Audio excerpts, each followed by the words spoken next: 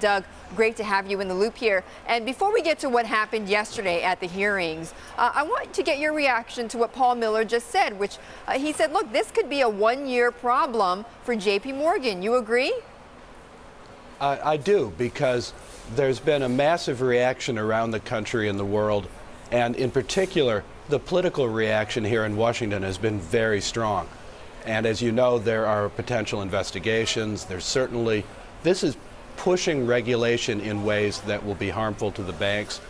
And Jamie's just going to have to be talking about this for another year. It definitely will be hanging out there.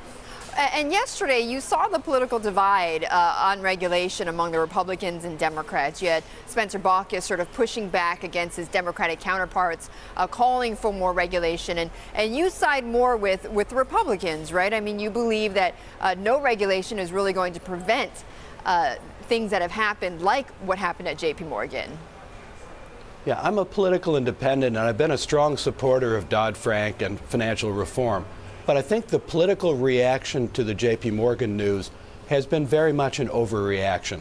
$2 billion is a lot of money, but it's 1 month of earnings pre-tax for JP Morgan. It's 1/100th of their capital, a thousandth of their assets. Whereas in Washington, it's been a reaction almost as if, as Paul was alluding to, as if we were back in 2007, 2008. I think there are some lessons we can learn here as we find out more about what happened, but this is not nearly as big a deal as it is politically. So what are the lessons, Doug?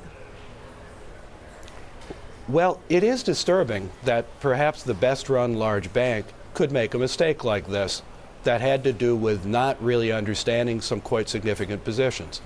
Now, we'll find out more when we get the details about what was being done and why and how it came to get out of control. But perhaps it'll be a little more reassuring than it looks now. But it's certainly not good news, and it makes it harder for the banks to argue that they have their risks under control. Right, and it makes it hard to argue that bigger is better. I mean, you know, if it's overkill to talk about too big to fail from just this one trading loss, I don't think it's so much overkill to talk about too big to manage. No, there's definitely that. But I have to say, it isn't that the medium-sized and small banks did particularly better in the financial crisis. So you can't look at our most recent experience of massive mistakes and say it was confined to the big banks. It just wasn't. The small banks lost their money the old-fashioned way, but they lost a lot of money. Right, but you know, but they didn't jeopardize the financial system. I mean, that's what, you know, has got the lawmakers, you know, all in a tizzy about, is that, you know, if you broke up these banks into smaller entities at the very least, then they wouldn't jeopardize the entire financial system. Well, I understand what you're saying, but do a little thought experiment. Think back to the crisis. Imagine that in advance, JP Morgan had been broken into 15 pieces and Bank of America into 20, etc. I think all those firms would have been doing the same things. They would have been massively overinvested in housing.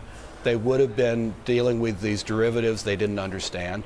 They would have been doing all the things that led to the crisis. I'm not sure that too big to fail had much to do with that crisis. All right, well, Doug, then what do you think is the next step? What do you think is the next step for Jamie Dimon? You know, what he's doing. Basically, they have to explain better what happened.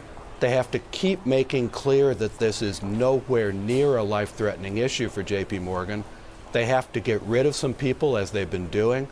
I think they're doing the right things at this point, but it's a pretty deep hole to dig out of.